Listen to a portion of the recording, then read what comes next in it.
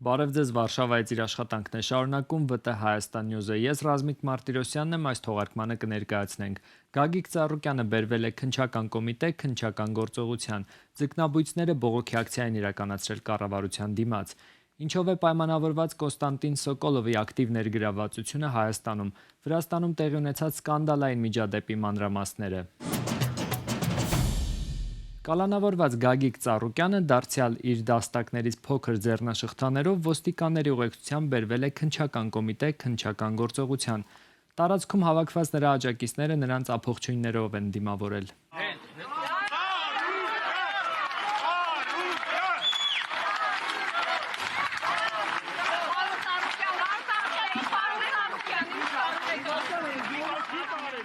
Բարգավաճ Հայաստան կուսակցության առաջնորդ գործարար Գագիկ Ծառուկյանը հուլիսի 7-ին 2 ամսով կալանավորվեց առանձնապես խոշոր չափերով խարդախություն և փողերի լվացում կատարելու մեղադրանքով։ Փաստաբաններն անհիմն են որակում մեղադրանքը։ Այսօր Ծառուկյանը նաև ուղերձ էր տարածել, որը քննչական կոմիտեի դիմաց ընթերցեց նրա թիմակից Արման Աբովյանը։ Ընդհանրապես տեղեկացել եմ, որ լրացուցիչ հարցաքննություն պետք է տեղի ունենա։ Մենք եկել ենք լրացուցիչ հարցաքննության։ Մաթա ընթացքում ինչ գործողություններ կատարվեն, դա տեղում կերևա, այս բանը կոնկրետ մեզ տեղեկացվել է դրա մասին։ Խոսքը խոշոր հարկերից խուսափելու դրա ենթադրվում որ դրա մասին է խոսքը։ Մեղադրանքն է, որը որ կա, այսինքն այդ գործն է այստեղ քննվում, խոսքը խարդախություն, փողերի լվացում եւ այլն դրա մասին է։ Հարկերի հետ կապված մեղադրանքը ապօրինի լինելու հիմքով դադարեցել է դատախազը։ Իմ կենսագրությունը, Ծառուկյան ազգանունը եւ կառուցելը նույնականացել են։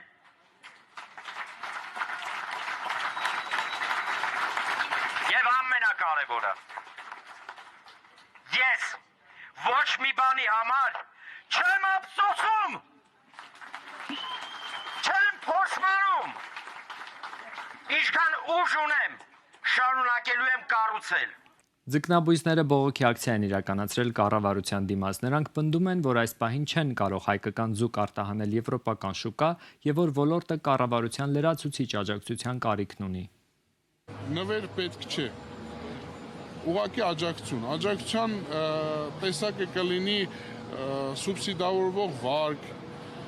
գրեյս պիրիոդ, բանկային համակարգում,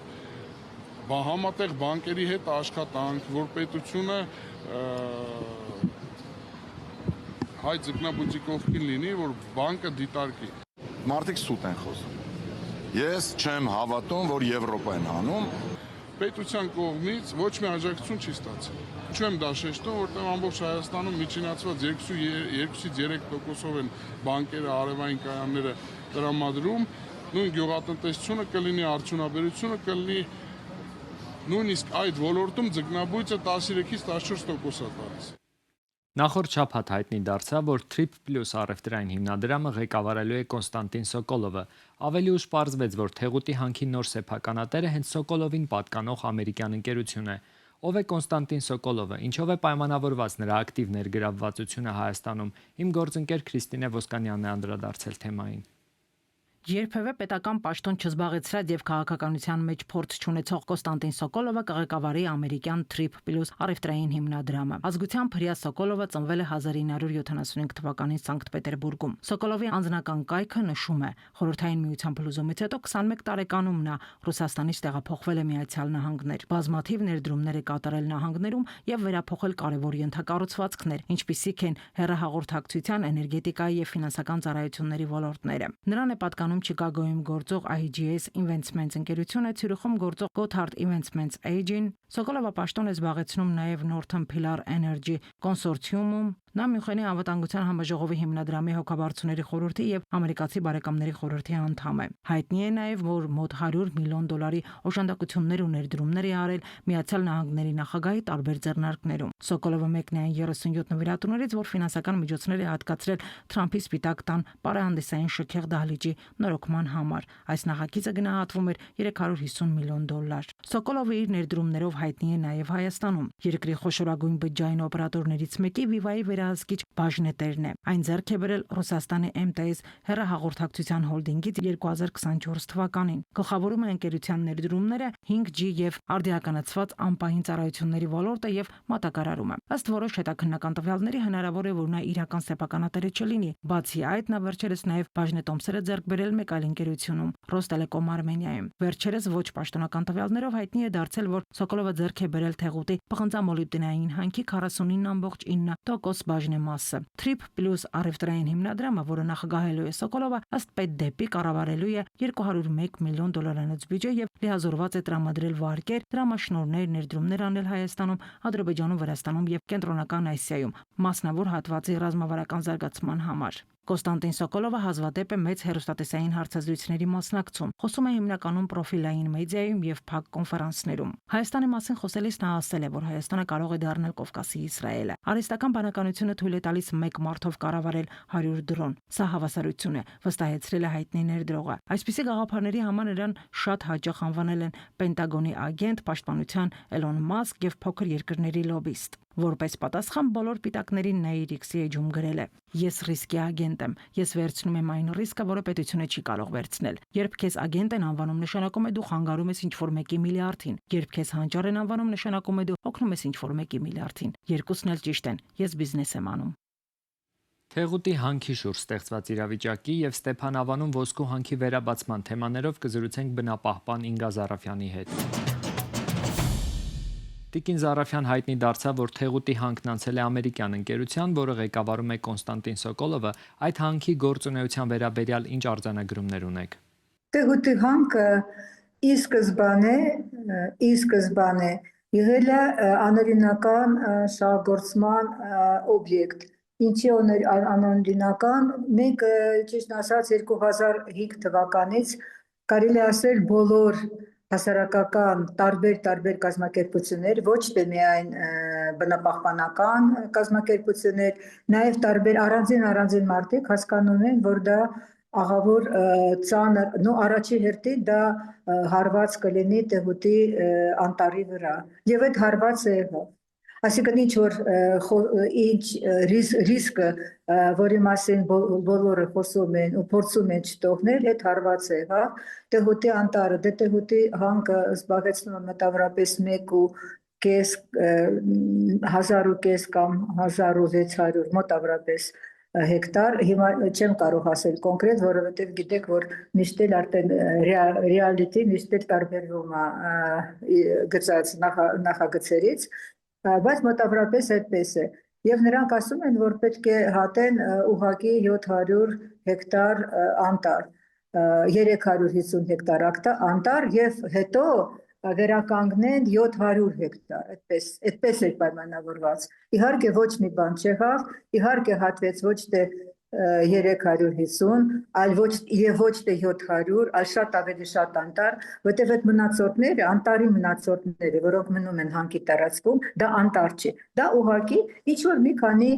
նույնիսկ տասնյակ լինի, բայց դա անտառ չի, էկոհամակարգը, որպես անտառը Իրանից ներկայացնում է համակարգ, ինքը ոչ ամբողջովին վնճեցված է։ Սա առաջի հարվածը է։ Զգուշացնում ենք ուրեմն Պոչամբարի մասին։ Ասում են, որ մեր Պոչամբարը ամենալավ, ամենաբարձր տեխնոլոգիայով սարքված, ուրեմն նույնիսկ իրանց կողմից հրավիրված փորձագետները, արտասահմանյան փորձագետները ասացին, որ Պոչամբարը շատ մեծ խախտումներ կա կառուցման իրակառուցման ընթացքում, շատ մեծ խախտումներ են եղել եւ ինքը կառուցվել է տարբեր խախտումներով եւ չի կարող ապահովի այդ կոչերի նորմալ եւ անվտանգությունը, ասենք տենց։ Պոչամբարը անընդհատ տալիս էր արտահոսքեր եւ ամբողջ թեղուտի, ոչ թե թեղուտի միայն, այլ նաեւ շնող, որը շատ մեծ գյուղ է, շնող գյուղական տարածքները աղտոտված են աղավոր շատ եւ ծանր մետաղներով եւ տարբեր տոքսիկ մետաղներով եւ նրանք ունեն մեծ կորուստ իրանց եւ եկամուտների եւ տնտեսության հարցում։ Սա երկրորդը։ Ուրեմն բարձը եթե այնտեղ գնում է այդպեսի արտահոսք, բարձը որ առաջի հերթին դժում են ջրային ռեսուրսները։ Ուրեմն այնտեղ 4 հատ գետ կար, որոնք հիմիջիադոց իրանց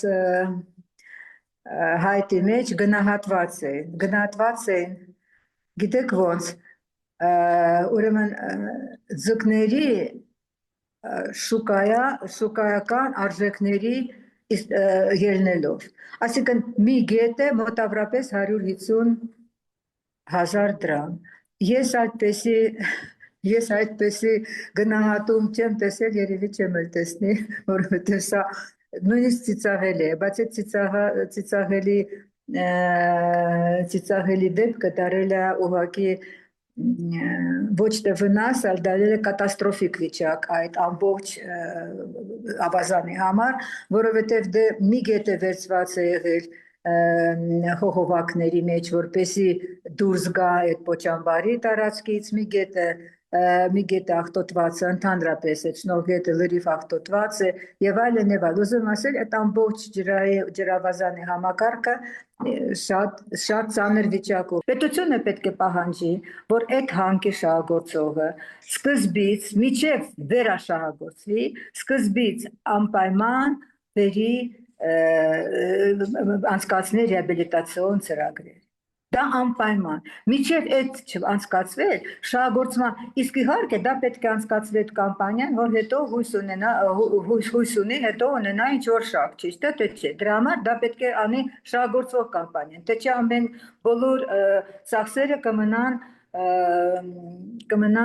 պետության վրա, այսինքն մեր վրա, որովհետև մենք ենք մեր հարկերով լցնում ենք այդ բյուջեն։ Ստեփանավանում իրավիճակը վերջին օրերին լարված է, ոսկու հանքի վերաբացման թեմայով հանրային քննարկումները լարված են անցնում, այս հանքի վերաբացումն ինչ ազդեցություն կունենա շրջակա միջավայրի վրա եւ դրա բերած օգուտներն են ավելի շատ լինելու թե հասցրած վնասները։ Մենք հանքի օգուտները չենք տեսնում, որովհետև բացի են ռոյալտի, որը 2% ռոյալտի հարկից, այդպես կոչված ռոյալտի հարկը, որը գնում է համայնքին։ Սա է միայն համայնքի օգուտը, ուրիշ օգուտ հանքը չունի, որովհետև բոլոր խոսակցությունները, որին պետք է աշխատաուժ լինի, պետք է, չգիտեմ, աշխատատեղեր բացվի եւ այլն, եւ պետք է բարեփոխումներ անեն օրինակ նույն համայնքներում, սա կամ շատ ընդհանրապես չի լինում, կամ լինում այդքան քիչ ցավալով, որ դու չես պատկերացնում այդ իրոք օգնությունը, թե ուղղակի, չգիտեմ, գալչկայի նման, դպչիչկայի նման, sense մի բանը։ Ուզում եմ ասել, որ Ստեփանավանի եւ մեր բոլոր հանքերի, որոնք ժամանակավոր կանգնած են եղել, ժամանակավոր չեն շահագործվել, նույն վիճակն է։ Մարդիկ գալիս են, ներկայացնում են իրենց հայտը ու ուզում են ինչ-որ ձևով հիմնականում ամենաէժան տեխնոլոգիան, որ դու ուղղակի վերցնում ես, այդ ամեն ինչը վերցնում ես ու սկսում ես կորզել քո ոսկին, եթե դու ոսկի մասին է խոսքը, ու մնացած սաղ թողնում ես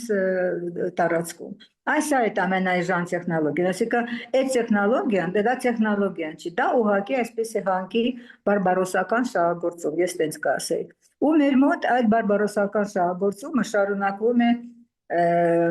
ոնց որ ասած, ոչ թե որպես տեխնոլոգիա օգտագործվել, եւ դա ընդունվում է, դա չպետք է ընդունվի, դու պետք է պահանջես լրիվ ուրիշ տեխնոլոգիաներ, դու պետք է պահանջես, կարելի է, օրինակ, եթե դու այդպեսի բան ես անում, դու պետք է հակառակ մեթոդներ օգտագործես, որպեսի վնասը գոնե ոչ թե միայն չշատանա, այլ ընդհանրապես դու պետք է պարտավորություն ունենաս, որ վնասները մինիմիզացնես։ Այդպեսի բան, այդպեսի պահանջ ոչ ոք չի դնում հանքատերերի հետ, որովհետև մենք ունենք շատ ուժեղ լոբի, Ստեփանավանը նույն վիճակում։ Նրանք վերցրել, օրինակ մենք քանի անգամ գնացել ենք այդ հանքի կողքը, դու գիտեք, որ Ստեփանավանը եւ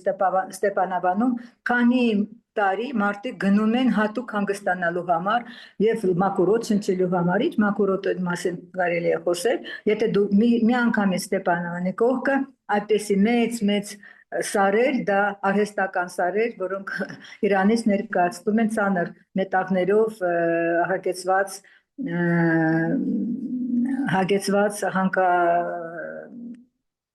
հանկարծանաբերական թափոններ։ Դա միանշանակ է։ Ու այդ թափոններից ջուրը, թունավոր ջուրը, այսպես դհին գույնի, ինքը ամեն անգամ այսպես հոսում է թափոններից եւ հոսում է ճանապարհներով եւ այլն եւ այլն։ Էսի առողջարանը, բա նույնը պետք է մենք ասենք բոլոր տեղերում, որտեղ որ առողջարանը կողքը պետք է հանկարծվի։ Վրաստանում տեղի ունեցած սկանդալային միջադեպը շարունակում է քննարկումների առանցքում լինել։ Խոսքը հարսանիքի ընթացքում տեղի ունեցած միջադեպի մասին է, որի ընթացքում Գեորգի Չիգլաձեն բռունցքով հարվածել է օտարերկրյա քաղաքացու։ Տարածված տեղեկությունների համաձայն տուժածները ռուս զբոսաշրջիկներ են։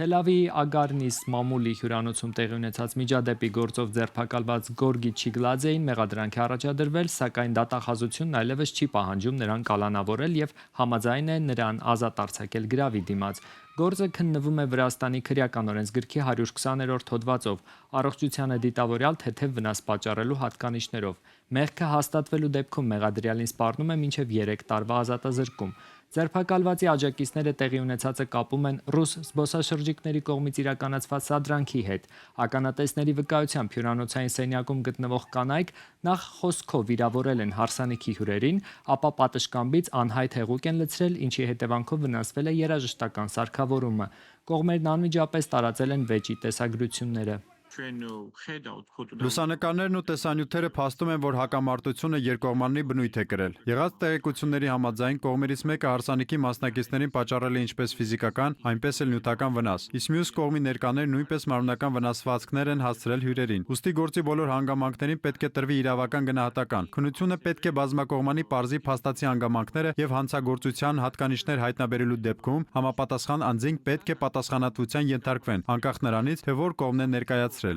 Իտալիայի 18 պատմական թատրոններ հավակնում են ներառվել ՅՈՒՆԵՍԿՕ-ի համաշխարհային ժառանգության ցանկում։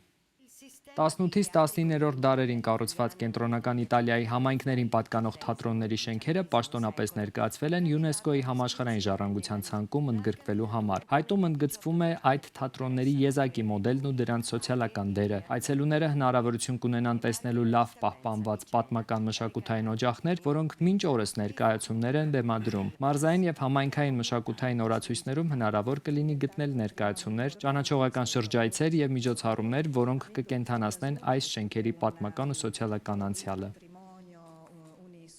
Այս թողարկման համար նախատեսել էինք այսքանը։ Հետևեք մեզ ՎՏ Հայաստան Նյուզի Facebook-յան եւ YouTube-յան հարթակներում, որպեսզի բաց չթողնեք օրվա կարևոր նորությունները։